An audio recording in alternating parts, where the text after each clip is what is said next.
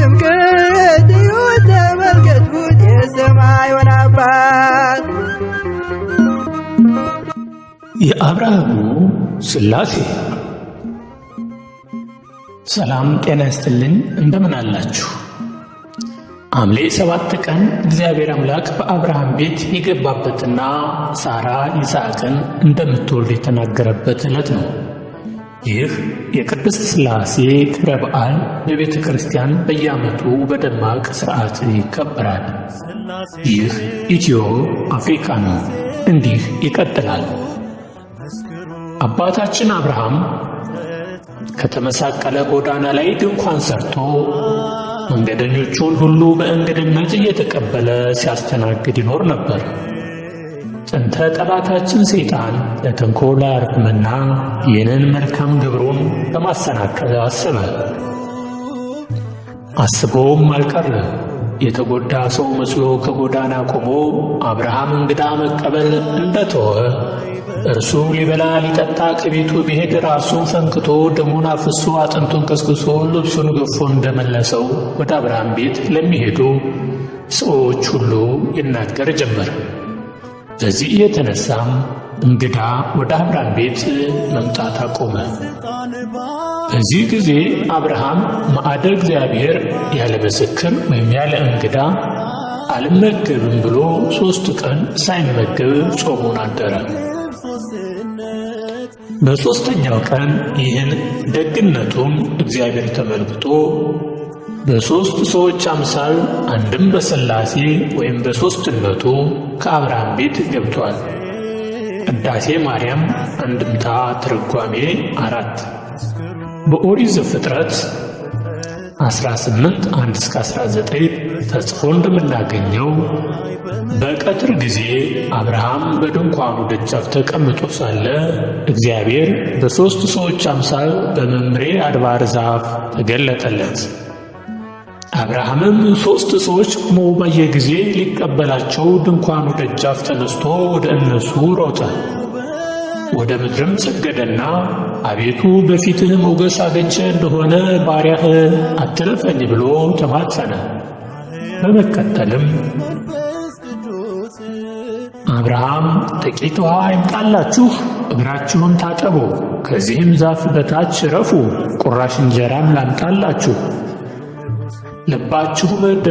ልባችሁንም ደግፉ፣ ከዚያም በኋላ ትሄዳላችሁ፣ ስለዚህ ወደ ባሪያችሁ መጥታችኋልና ሲላቸው እነርሱም እንዳልህ አድርግ አሉት። የኦሪት ዘፍጥረት አንድምታ ትርጓሜ።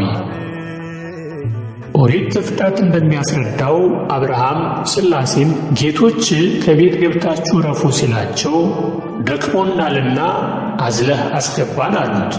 እርሱም እሺ ብሎ አንዱን አዝሎ ቢገባ 2ቱ በግብረ አምላካዊ ወይም በአምላካዊ ጥበቡ ከቤቱ ገብተው አገኛቸው። አብርሃምም ወደ ሳራ ዘንድ ፈጥኖ ሄደና 3 መስፈሪያ ዱቄት ፈጥነሽ አዘጋጅ፣ ለውሺው፣ እንጎቻም አድርጊ አላት። እርሷም እንዳዘዛት አደረገች። አብርሃምም ወይፈን አርዶ አወራርዶ አዘጋጅቶ ተመገቡ። ወይፈኑም ተነስቶ ስብሐት ለአብ ስብሐት ለወልድ ስብሐት ለመንፈስ ቅዱስ፣ ለአብ ምስጋና ይገባል፣ ለወልድም ምስጋና ይገባል፣ ለመንፈስ ቅዱስም ምስጋና ይገባል ብሎ እግዚአብሔርን አመሰገነ። ከዚያ በኋላ እግዚአብሔር አብርሃምን ጠርቶ ሚስትህ ሳራ ወዴት ናት አለው። አብርሃምም ድንኳኑ ውስጥ እንዳለች ነገረው። እግዚአብሔርም የዛሬ ዓመት እንደ ዛሬው ጊዜ ወደ አንተ በእውነት እመለሳለሁ፣ ሚስትህ ሳራም ልጅን ታገኛለች ብሎ ለአብርሃም አበሰረው። ሳራ ይህን ቃል በሰማች ጊዜ ባለቤቷ አርጅቶ እርሷ የሴቶች ግዳጅ ትቷት ነበርና ሲያረጁ አምባር የዋጁ እንዲሉ እስከ ዛሬ ድረስ ቆንጆ ነኝ፣ ጌታዬ አብርሃምስ ገና ጎረምሳ ነው ብላ በማሰቧና መውለዷንም በመጠራጠሯ ሳቀች። እግዚአብሔርም ሚስጥሩን በአጽንዖት ለማስረዳትና አስረግጦ ለመንገር አብርሃምን ሳራ ለምን ትስቃለች? በውኑ ለእግዚአብሔር የሚሳነው ነገር አለን? አለ። ሳራም ስለፈራች አልሳኩም ኧረ አለች። እግዚአብሔርም መሳቋን እንዳወቀባት ከነገራት በኋላ በድጋሚ በዓመቱ ወደ አብርሃም ቤት እንደሚመጣና ሳራ ወንድ ልጅ እንደምትወልድ አበሰራቸው። በዚህ ትምህርት ብዙ ምስጢራት ይገኛሉ። ጥቂቶቹን በመጠኑ ለማስታወስ ያህል 3 ሰዎች ሊቀበሏቸው ወደ እነርሱ የሚሉትና ሌሎችም በብዙ ቁጥር የተገለጹ ተመሳሳይ ሐረጋት የእግዚአብሔርን ሦስትነት፣ በፊትህስ ሞገስ አግኝቼ እንደሆነ ባሪያህን አትለፈኝ የሚለው ዓረፍተ ነገር ደግሞ አንድነቱን ያመለክታል። ሳራ ዳቦ ያዘጋጀችበት 3 መስፈሪያ የሦስትነቱ፣ ዳቦ አንድ መሆኑ ደግሞ የአንድነቱ ምሳሌ ነው። ሥላሴ አብርሃም ያዘጋጀውን እንስሳ ተመገቡ ተብሎ መነገሩም በሰው አምሳል ስለተገለጡና ለአብርሃም የበሉ መስለው ስለታዩት ነው እንጂ ለሥላሴ ምግብ መጠጥ አይስማማቸውም፣ አይነገርላቸውም፣ አይሆንላቸውም። መምህራነ ቤተ ክርስቲያን እንዳስተማሩን ሥላሴ ምግብ በሉ፣ እግዚአብሔር ምግብ በላ ማለት እቤ በእሳት ገብቶ አልቀለጠም እንደማለት ነው። መብላት መጠጣትን የመሰሉ የሥጋ ተግባራት የመለኮት ባሕርያት አይደሉምና።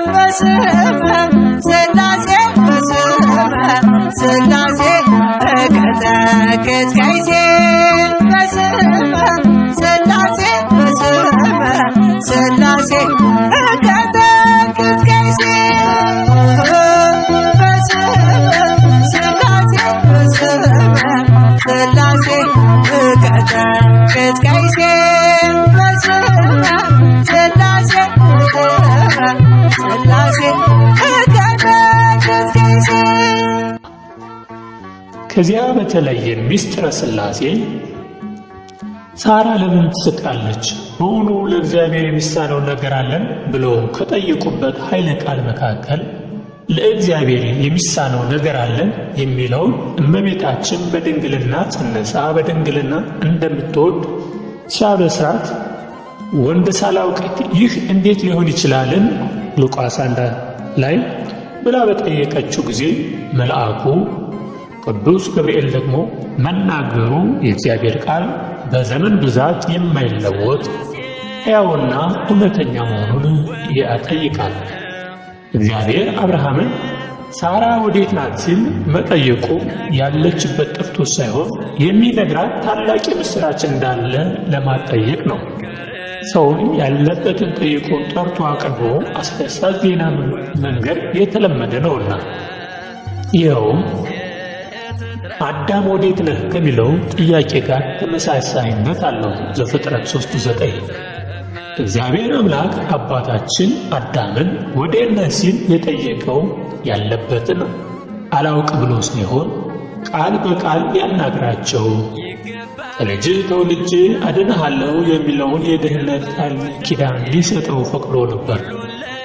እንደ አዳም ሁሉ ለሳራ በጊዜው ይህን ይስሐቅን እንደምትወልድ ለፍጻሜው ደግሞ ከአብርሃም ዘር ከምትሆን ቅድስት ድንግል ማርያም እግዚአብሔር ሥጋ ለብሶ እንደሚገለጥና ዓለሙን እንደሚያድነው ለመንገር አብርሃምን ሚስትህ ሳራ ወዴት ናት ሲል ጠይቆታል። ከዚያም ይስሐቅን መውለድ አብስሯቸዋል።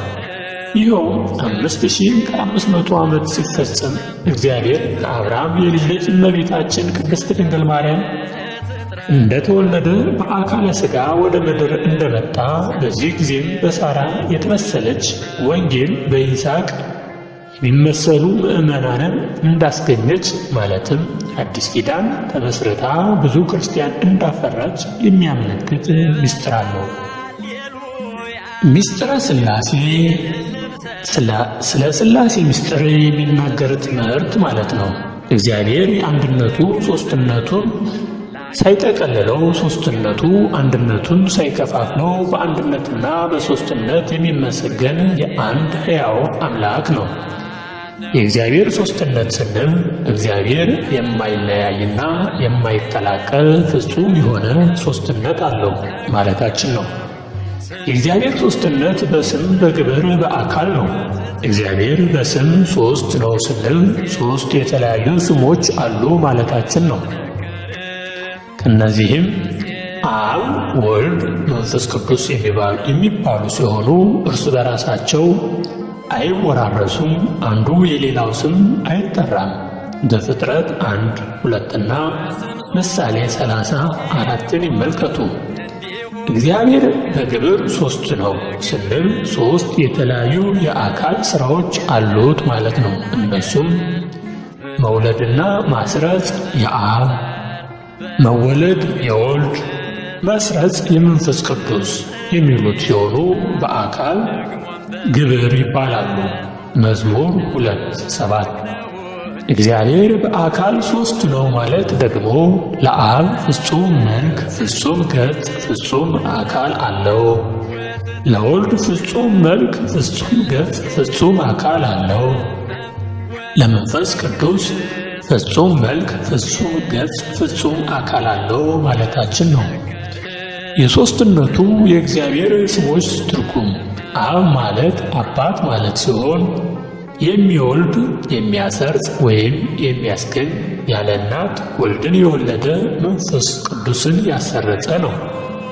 ወልድ ልጅ ማለት ሲሆን የሚወለድ ወይም ያለ እናት ቅድመ ዓለም ያለ አባት ድኅረ ዓለም የተወለደ ነው። መዝሙር 2:7 መንፈስ ቅዱስ ረቂቅ፣ ልዩ፣ ንጹሕ ከፍጡራን መናፍስት ሁሉ የተለየ ማለት ነው። ኢዮብ 26:13 የቅድስት ሥላሴ ረድኤትና በረከታቸው አይለየን።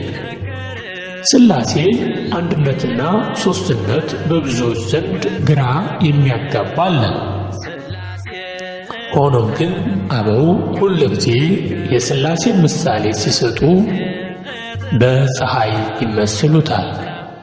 የሰው ልጅስ በእውን ፈጣሪውን እንዴት አድርጎ አይቶ እንዴት አድርጎ ይገልጸዋል? ምክንያቱም አምላክ በሰው አንደበት በፍጹም የሚገለጥ አይደለም። እኛ ኢምንት ከሁሉም በላይ ኢምንት ነን። ሆኖም ግን በሱ ፈቃድ በሱ ቸርነት በአምላካችን በአባታችን በሱ ፈቃድ የእሱም ነገር ይሄ ነው እንላለን እንጂ። በመሆኑም የሰው ልጅ አምላክን በፍጥረት ሲገልጸው በመጨረሻዋ በፀሐይ ይገልጸዋል። ከዚህ ሌላስ አምላክን የሚገልጽለት አንደበቱን አላገኘም። በመሆኑም በፀሐይ ሲገልጥ አምላክ ሥላሴ በፀሐይ ይመሰላል። ፀሐይ ክበብ ነው ይላሉ አባቶቻችን። ፀሐይ ክበባት ናት። ፀሐይ አንድ ናት፣ ግን ሦስት ናት። ፀሐይ አንድ ናት ስንል የምናያት ብርሃነ ሙቀት ያላት በክበብ መሃል ያለች ስትሆን አንድነቷ ፀሐይ ብለን አንድ ፀሐይ ብለን እናያለን። ሆኖም ግን ፀሐይ በሦስት ሲገለጡ ደግሞ ፀሐይ ብርሃን አላት፣ እንደገና ሌላ ሙቀት አላት። ግን ፀሐይም ብርሃንም የሚገኘው በአንዲት ፀሐይ ብቻ ነው። ይህ ማለት በአንዲት ፀሐይ ብርሃንና ሙቀት ይገኛል ማለታችን ነው። ብርሃኑ በፀሐይ ሲወጣ በጠዋት ተነስተን ፀሐይ ወጣች ወይም ፀሐይ ተወለደች እንላለን። ማታ ደግሞ ፀሐይ ጠለቀች እንላለን። ፀሐይ ወጣች ወይም ፀሐይ ተወለደች ስንል ፀሐይ ብርሃኗን ስታወጣ ነው። ብርሃንና ሙቀቷን ስታወጣ ነው። ብርሃኗ ኢየሱስ ክርስቶስ ነው። ለዚህም ኢየሱስ ክርስቶስ ብርሃናዊ ይባላል። ሙቀቷ ደግሞ መንፈስ ቅዱስ ነው። መንፈስ ቅዱስ ሰራጺ ነው። ሲጸርስ ግን ብርሃን ይታያል፣ መላው ዓለምንም ያበራል። ሙቀት ግን አይታይም፣ ግን ይሰርጻል። በመሆኑም አባቶቻችን ፀሐይ ብርሃን ስታወጣ ብርሃኗን በኢየሱስ ክርስቶስ ሙቀቷን በመንፈስ ቅዱስ ይመስሏታል። ሆኖም ግን ፀሐይ ብርሃኗን ስታወጣ ሙቀቷንም ስትሰጥ ያችው በአንዲት በፀሐይ ውስጥ ሆኖ ነው። በመሆኑም ብርሃኗ በመውጣቱ ከፀሐይ ተወለደች እንላለን። ኢየሱስ ክርስቶስም ከአብ ተወለደ እንላለን። ሙቀቷም አትታየም፣ ግን በሰው ልጅ በረበበች ጊዜ በወጣች ጊዜ ሙቀቷን በሰጠች ጊዜ ፀሐይ ሙቀቷን ስትሰጥ መንፈስ ቅዱስም እንደዚሁ የማይታይ ግን የሚረብ በላይ የሚሆን የሚወጣ ነው። ስለሆነም በአንዲት ፀሐይ እንደ እግዚአብሔር ብርሃኗን እንደ ኢየሱስ ክርስቶስ ሙቀቷን እንደ መንፈስ ቅዱስ በአንዲት ፀሐይ አንድ እግዚአብሔር ሙቀቷና ብርሃኗን ደግሞ ወልድና መንፈስ ቅዱስ ሙቀቷ ስለሚሰርጥ መንፈስ ቅዱስ ሰራጺ እንላለን። ፀሐይ ስለምትወጣና ብርሃን ስለምትሆን ኢየሱስ ክርስቶስ ተናጋሪ ነባቢ ነው እንላለን። ስለዚህ የሰው ልጅ አምላክን ሲገልጽ በዚች በፀሐይ ብቻ ነው። ምክንያቱም አምላክ አይገለጽምና፣ ይሄ ነው ተብሎ አይነገርምና። አምላክ እንዲህ ነው ብሎ መናገር ኃጢአት ነው፣ ከኃጢአትም በላይ ኃጢአት ነው። ግን እንደሱ ቸርነት ሥላሴ ማን ነው ስንል አንድነቱና ሦስትነቱን ስንገልጽ በምድር ላይ ያለን ብቸኛዋ መለያችን በፀሐይ ምሳሌ ነው። እግዚአብሔር አምላክ ከሁላችን ጋር ይሁንና የቤተ ክርስቲያን ሊቃውንት እንደተረጎሙልን የአብርሃሙ ድንኳን የእመቤታችን ሥላሴ ነው። ተናግዶቱ ተአንግዶቱ ለአብርሃም የሃይማኖቱን የእንግዳ ተቀባይነቱን ዋጋ የምትሰጪው አንቺ ነሽ እንዳሉ አባ ሕርያቆስ። በአብርሃም ድንኳን አላፊ አግዳሚው ይመገብበት ያርፍበት እንደነበረ ሁሉ በእመቤታችን አማላጅነትም መንገደኞች ማረፊያ፣ እንግዶች መጠለያ፣ ስደተኞች ተስፋ ያገኛሉና ከሁሉም በላይ የነፍስ የሥጋ መድኃኒት የዘላለም ማረፊያ እውነተኛ መብልና መጠጥ የሆነውን ኢየሱስን የወለደች እርሷ ናትና በአብርሃም ድንኳን ትመሰላለች። ቀትር በሆነ ጊዜ ማለትም በ6 ሰዓት አብ ወልድ መንፈስ ቅዱስ ወደ አብርሃም ድንኳን እንደገቡ ሁሉ 5500 ዓመት ተፈጽሞ በ6ኛው ሺህ ዓመት እግዚአብሔር አብ ለአጽንኦ እግዚአብሔር መንፈስ ቅዱስ ለአጽንኦ እግዚአብሔር ወልድ በተለየ አካሉ ሥጋን ለመልበስ በእመቤታችን ቅድስት ድንግል ማርያም አድረዋልና እመቤታችን በአብርሃም ድንኳን ትመሰላለችና። በ6ኛው ወር ቅዱስ ገብርኤል ከእግዚአብሔር ዘንድ ወደ እመቤታችን ተላከ ተብሎ እንደተጻፈ ሉቃስ 1:26። በዚህ ቃለ ወንጌል 6ኛው ወር የሚለው ሐረግ 5500 ዘመን ተፈጽሞ በ6ኛው ሺህ ዘመን ቅዱስ ገብርኤል ወደ እመቤታችን በብስራት መላኩን ያመለክታል። በአብርሃም ቤት በድንኳኑ ውስጥ ወይፈኑ ስብሐት ለአብ ስብሐት ለወልድ ስብሐት ለመንፈስ ቅዱስ ብሎ እንዳመሰገነ ሁሉ እግዚአብሔር አምላክ ከእመቤታችን በተወለደ ጊዜም ቅዱሳን መላእክትና የሰው ልጅ ስብሐት ለእግዚአብሔር በሰማያት ወሰላም በምድር ስምረቱ ለስብእ ክብር ለእግዚአብሔር በአርያም ይሁን፣ ሰላምን በምድር ለሰውም በጎ ፈቃድ እያሉ እግዚአብሔርን በአንድነት አመስግነዋል። ሉቃስ 2:10 እግዚአብሔር አምላክ ለአብርሃም ይስሐቅን መውለድና በሥጋ ማርያም መገለጡን በነገረ በኋላ ተመልሶ ሄደዋል ስንል ሥላሴ ከአብርሃም ቤት በሰው አምሳል ሲወጡ መታየታቸውን ለማመልከት እንጂ እግዚአብሔር መሄድ መምጣት የሚነገርለት ሆኖ አይደለም። እርሱ በዓለም ሁሉ ሰፍኖ የሚኖር አምላክ ነውና። ነገር ግን በልዩ ልዩ ምሳሌ እየተገለጠ ጸጋውን በረከቱን ማሳደሩን ለመግለጽ መጣ፣ ሄደ፣ ወረደ፣ አረገ እየተባለ ይነገርለታል።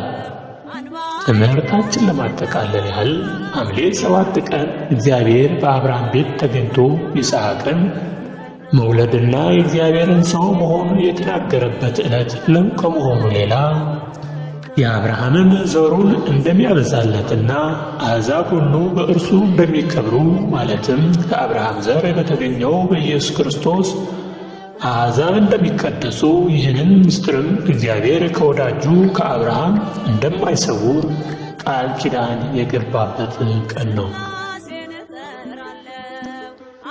በተጨማሪም እግዚአብሔር በኃጢአታቸው ብዛት የተነሳ ሶዶምና ገሞራን ያጠፋቸው አብርሃምን በአማላጅነት በእግዚአብሔር ፊት ቆሞ የተማጸነው በዚሁ ዕለት ነው። ቅዱሳን በእግዚአብሔር ፊት ቆመው ዘወትር ስለ ሰው ልጅ ድህነት እንደሚጸልዩና እንደሚማልዱ እንደ አብርሃም ልቦናቸው ቅን በሆነና በለጋሾች ማለትም ምጽዋትና እንግዳ መቀበልን የዘወትር ተግባራቸው አድርገው በሚኖሩ ሰዎች ቤት እግዚአብሔር እንደሚገኝ እግዚአብሔር በረድኤት ወደ ሰው ቤት ሲገባም የተዘጋ ማኅፀን እንደሚከፍትና ቤቱን በበረከት እንደሚሞላ እንዲሁም የተሰወረ ምስጢር እንደሚገልጽ ከዚህ ታሪክ እንረዳለን። ከዚህ ሁሉ ጋርም እግዚአብሔር አምላክ በአንድነቱም በሦስትነቱም እየታየ አምላክነቱን ለዘመናት እንደሚገልጥና የቸርነቱን ሥራ እንደሚሠራም ከታሪኩ እንማራለን።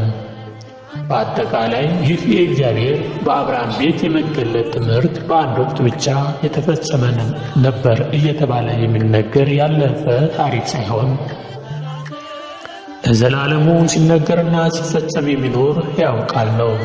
ይህን የእግዚአብሔርን ለቅዱሳን በልዩ ልዩ መንገድ እየተገለጠ ለዘመናት የሚያደርገው ድንቅ ሥራና ተአምር መገንዘብ እንችላለን። ዛሬም ሀብት ንብረት ያለን ምዕመናን በትሩፍት ሥራ በመሥራት ማለትም እንግዶችን በመቀበል ለተራቡ በማብላት በመመጽወትና በመሳሰለው ተግባር ከኖርን በቂ ንብረት የሌለን ደግሞ ልቦናችን ንጹሕ ከማድረግና ከኃጢአት ከመለየት በተጨማሪ ለተቸገሩ በመራራት በደግነት በቀና አስተሳሰብ ከተጓዝን እግዚአብሔር በሕይወታችን ውስጥ ያድራል፣ አድሮም ይባርከናል፣ ይቀድሰናል። እርሱ ያደረበት ሰውነት ይባረካል ይቀደሳልና። ደግሞ ልጅ የሌለን ልጅ ዘመድም ላጣን ዘመድ በመስጠት ዘራችንን ይባርካል። በጥቅሉ የልባችንን መሻት አውቆ የምንችለውን መልካም ነገር ሁሉ ይፈጽምልናል። ይህ ሁሉ የእግዚአብሔር ጸጋ ይብዛልን ዘንድ እኛም በርትዕት ተዋሕዶ ሃይማኖት እንጽና፣ በክርስቲያናዊ ምግባርም እንትግባ። ፈጣሪ አምላክ ከሁላችን ጋር ይሁን። በአገር ውስጥም በውጭ አገርም ያላችሁ ሁሉ የሥላሴ በረከት ከእናንተ ጋር ይሁን። አሜን። ኢትዮ አፍሪካ የዚህ ዓለም ጣጣ ጉዞ ቢወሳሰብ ይመዘዛል ወዶ አምላክ ባንተ ጥበብ